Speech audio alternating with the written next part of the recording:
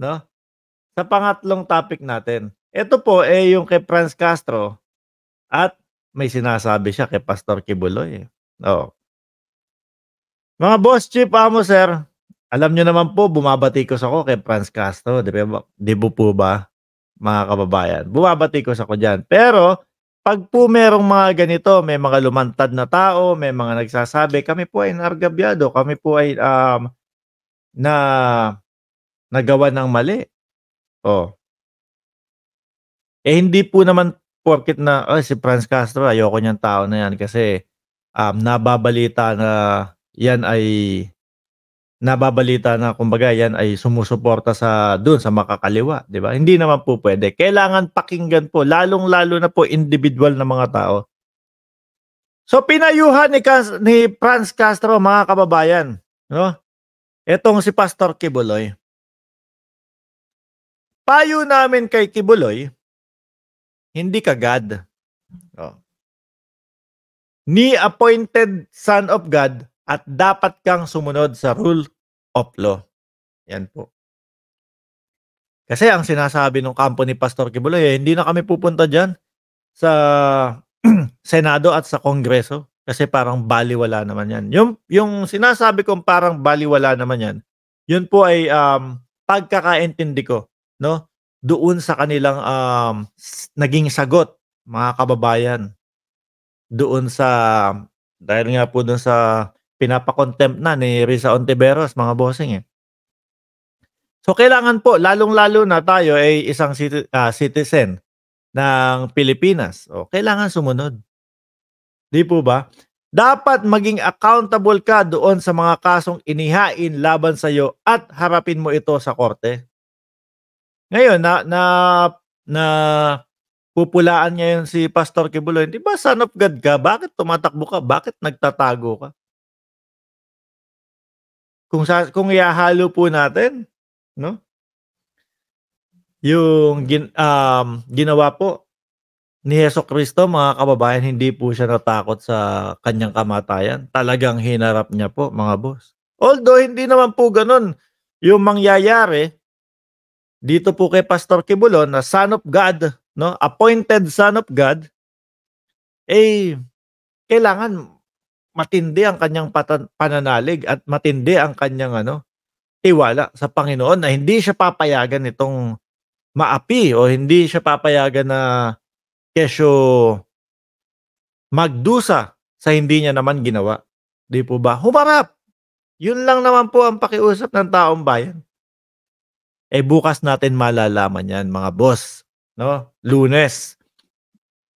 Lunes dahil eto na po yung time, 'no, na puwede na po siyang, puntahan, imbitahin na po doon sa kaniyang magandang, pansamantala lang naman 'yun. Sa nakikita ko pansamantala lang naman 'yun. May aircon, may TV, puwedeng gumamit ng cellphone kahit 30 minutes. Oh, sabi ni Perdy Boy, yung mga senador na sina Amy Marcos, Christopher Go, si Bongo, Ronald De La Rosa Bato, Francis Tolentino, sila ang dapat i-shoot sa inidoro. Isama nyo na si Attorney Harry Roque, shoot sa inidoro. Baka nga po ganun ang mangyari dyan, boss. No? Kasi po, ang tao ngayon, tinatandaan po, no? Tinatandaan po yung mga kandidato o yung mga politiko na po. Hindi na po basta-basta, "Oh, si ano, kabisado ko pangalan niyan, iboboto ko pa din 'yan." Kagaya na lang po ako, oh, sa 2028 kung sakali na tumakbo si Loren Legarda, ekis na sa'kin 'yun, 'no? Ekis na po sa akin 'yun. Dahil hindi ko nakakalimutan yung kanyang, mga yung pagtindig niya, mga kababayan, nung last year 'yun, eh, 'di ba? Kung di ako nagkakamali. Oh, sabi ko, "Ay, sayang boto ko." Eh, pero hindi na makakaulit. Ngayon alam ko na kung saan siya saan siya naka-side. Oh, gano'n po. So, kaya po etong mga lalo na sa senador, sa mga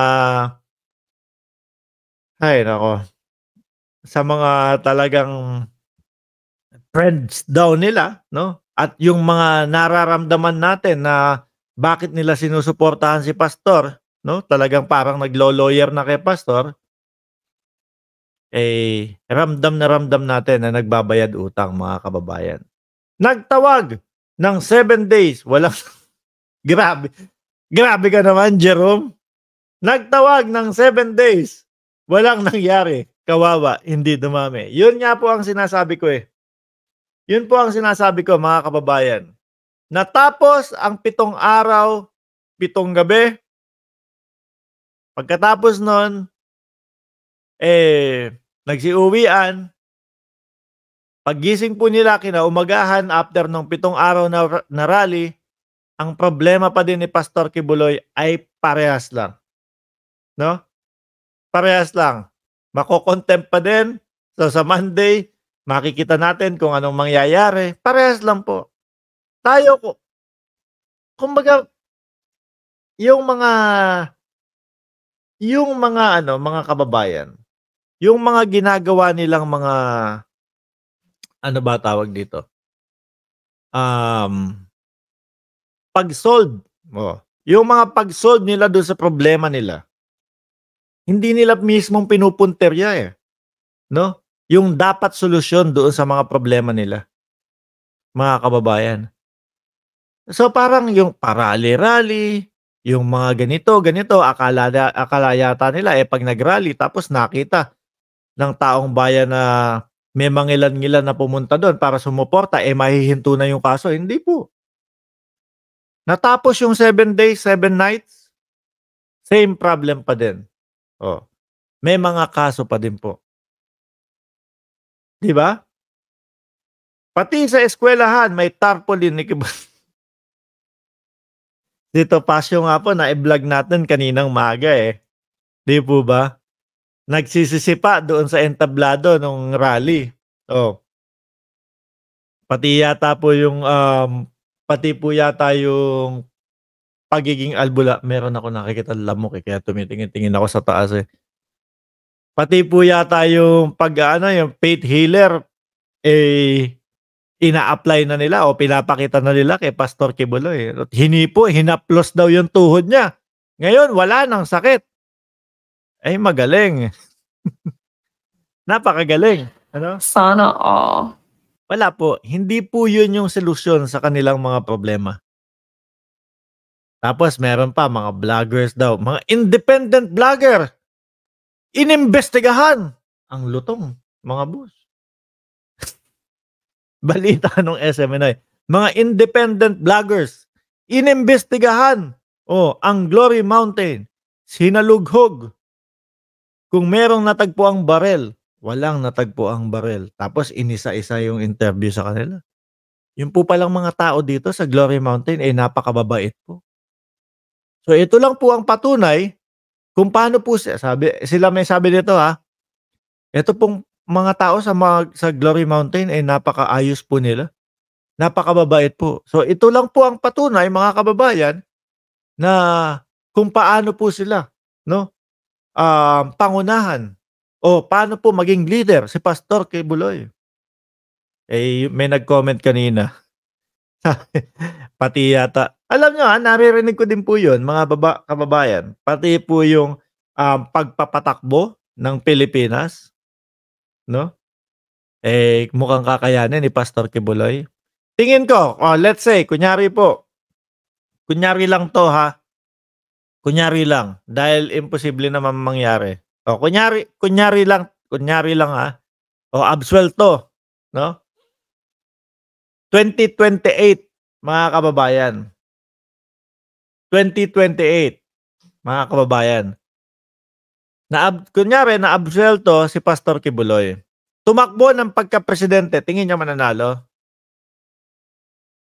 Kahit po iboto siya, for sure yung mga followers niya po kung 7 million man totoo yun, sabihin mo ng may 7 million na boto.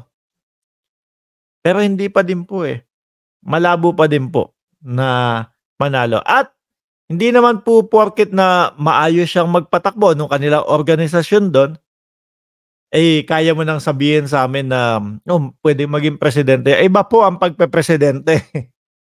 Di ba? Sana all. Sabi ni Ricky Q, narinig mo ba yung interview ni Takeru kay Trillanes about kay C. Digong? Kay dating Pangulo Duterte. Ganun pala ang style ni Duterte. Yung kapag siya na ang gumagawa, ibinabato niya sa iba. Ayan. Yan po. Ayan, lagi ko pong naririnig yan kay Senator Trillanes. Ako po, mga kababayan, hindi po ako dilaw, at hindi ako pinklawan, no? Kaya lang, aminin niyo po sa inyong mga sarili, nagsashine ngayon, no? Nagsashine ngayon si Trillanes, nagsashine ngayon si Risa Ontiveros, mga kababayan. Ano po? No? Ako hindi ako dilawan, pero kung sakali talagang magtuloy-tuloy itong mga nakikita ko na paniniwala nila dating Senator Trillanes. Kaya lang si Trillanes, ang alam ko hindi yata tatakbo ng pagka-senador. Tatakbo yata siya doon sa kanilang lungsod sa Caloocan. No? Pero kung patuloy na ganito, kasi ang nakakatuwa sa kanila, mga kababayan, kapag nakikita nila na ang gobyerno ay okay pala kaya sa pamumuno ni PBBM, quiet lang sila, tahimik lang sila. Nabanggit pa nga ni dating Senador Trillanes no? Sisiguraduhin ng magdalo na yung pamumuno ng ating presidente ay matatapos, no? Sabi ko, eto palang mga dilawan, etong mga dilaw, kapag ka nakita nilang maganda ang ginagawa ng presidente, tatahimik lang sila at nakasuporta sila. Hindi kagaya, no? Nung mga ngayon po, yung mga bumabakbak kay PBBM, mga bossing. Nako. Doon natin naramdaman na wait lang. Nung 2 years ago, bago mag-election, sabi ng mga ibang tao, iyan naman pagbibigyan lang yan ng mga Duterte tapos ibabagsak din nila. Pipilitin din nilang pababain yung mga yan. Yan si PBBM. Sabi ko tuloy ngayon, parang totoo pala yung naririnig natin. No? Jerome Recalde, yun ngang pinklawan na vlogger, puring-puri si Lenlen nagma-mind condition na naman, sabi ni Sir Jerome. Ayun. Tapos naniniwala kay Glenda na dinaya daw sila. Diyos ko, oo nga. Speaking of Glenn Chong, mga kababayan, balikan lang natin. No? Speaking of him, grabe, talagang ramdam mo, no? Ramdam mo sa kanya na talagang hindi na pagbigyan ng galaiti na, no? Palaban si Trillanes kasi noong panahon pa ni Duterte, lumalaban din siya. Yes po. Oo. Alam niyo, madami nagsasabi, Boss Mark, ano mo nga, interviewin mo din si Senator Trillanes. Sabi ko, gusto ko, kaya lang parang enough na yon, no? Kasi madami na ding mga nakapag-interview sa kanya and nakikita ko naman parang paulit-ulit lang din naman yung nagiging interview, yung mga nagiging sagutan. So, okay na yun. Meron akong gustong interviewin talaga, mga kababayan. Uulitin ko, hindi ako dilawan, no? Pero ang nilalakad po ng ating Team MR, mga kababayan, ma-interview natin si Senator Risa Ontiveros, mga bossing. No? Si Senator Risa Ontiveros. Sasabihin ko nga sa inyo, di ba, inimbita natin dito si Bagong Lipunan. Alam natin na hindi siya pabor doon sa pamamalakad ni PBBM. Pero walang kulay. Tutok doon sa issue. Tutok doon sa kung ano yung nangyayari ngayon. No? Hindi naman po porket, inimbita ni Mark Ramos si Senador Risa Ontiveros, dilawan yan. Hindi naman po ganun. Gusto natin mas malaman po kung mapaunlakan, mga kababayan, no?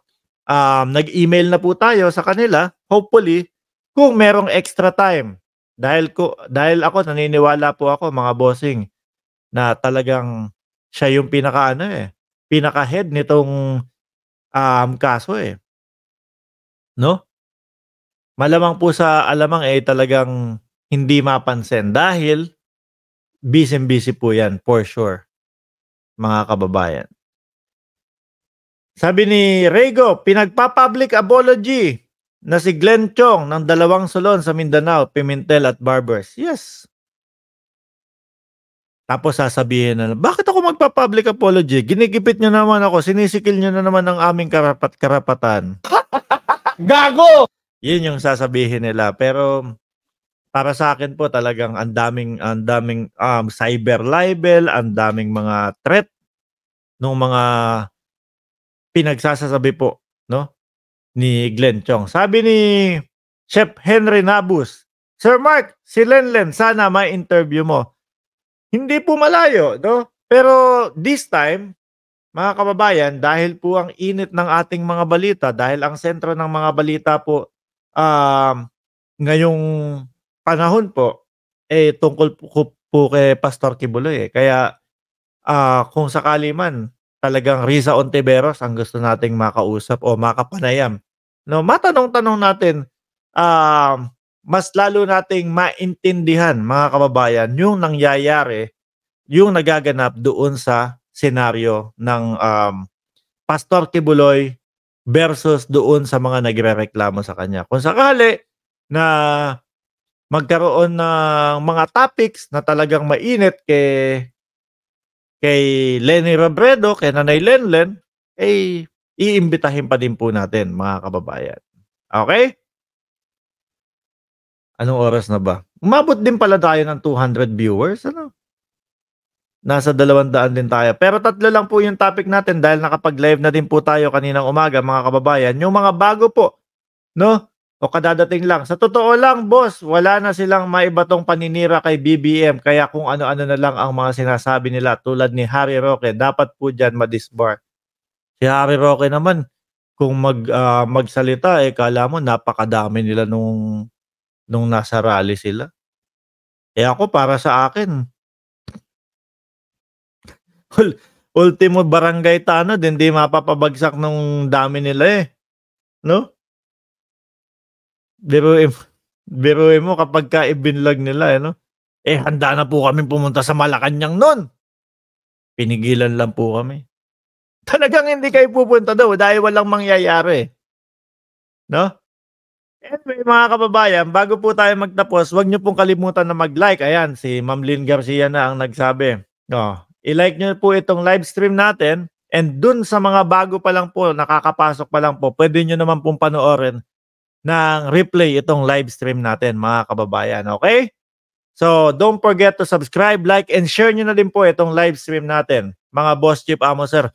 Bukas po, alas 10 ng umaga, ayun, naka-live tayo. Tututukan natin kung ano ang magiging senaryo o ano ang magiging galawan bukas, no? Dahil nga po ready na, no?